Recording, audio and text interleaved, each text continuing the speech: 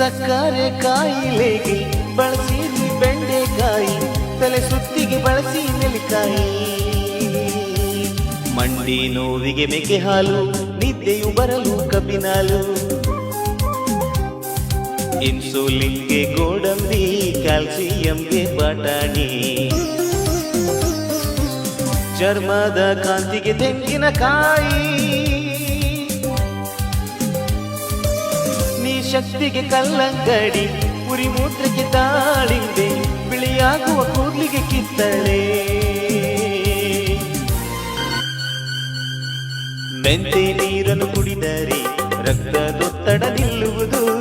ಕೇಳಿ ತಿಳಿರಿ ನಾಡ ಜನರೇ, ಬೀಟ್ರೂಟ್ ಅನ್ನು ಸೇವಿಸಲು ಹೊಟ್ಟೆಯ ಹಸಿವು ಹೆಚ್ಚುವುದು.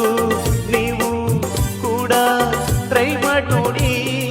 ಖಾಲಿ ಹೊಟ್ಟೆಗೆ ಬೆಳ್ಳುಳ್ಳಿ ತಿಂದರೆ ಇಮ್ಯುನಿಟಿ ಹೆಚ್ಚುವುದು.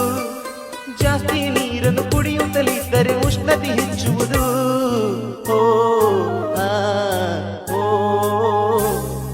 ಪೈನಾಪಲ್ ಸೇವಿಸಿರಿ, ಅರಿಶಿಣ ಕಾಮಲೆ ಓಡಿಸಿರಿ, ತುಳಸಿ ಎಲೆಯ ಜಿಗಿರಿ, ಎದೆ ಉರಿಯನ್ನ ತೊಲಗಿಸಿರಿ.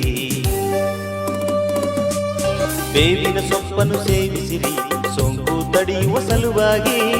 ವೆನೆಗರ್ ನಿಂದ ಅಲರ್ಜಿ ದೂರ, ಸಿಹಿ ಆಲೂಗಡ್ಡೆಯಿಂದ ಕಣ್ಣಿನ ಕಾಂತಿ ಹೆಚ್ಚುವುದು. ಮೋಡ ತಲೆಗೆ ಮೀನಿನ ಎಣ್ಣೆ, ರಕ್ತ ಹೆಪ್ಪುಗಟ್ಟುವಿಕೆಗೆ ಬಳೆಹಣ್ಣು ಸೇವಿಸಿರಿ. ಮಕ್ಕಳಿಗೆಲ್ಲ ಮೊಟ್ಟೆ ಕೊಟ್ಟು ಬೆಳವಣಿಗೆ ನೋಡಿರಿ.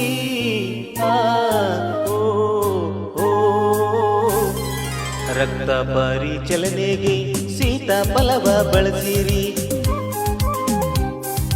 ಅನನಸ್ ಹಣ್ಣು ಸೇವಿಸಿರಿ, ಬಾಯಿಯ ರುಚಿಯ ಹೆಚ್ಚಿಸಿರಿ.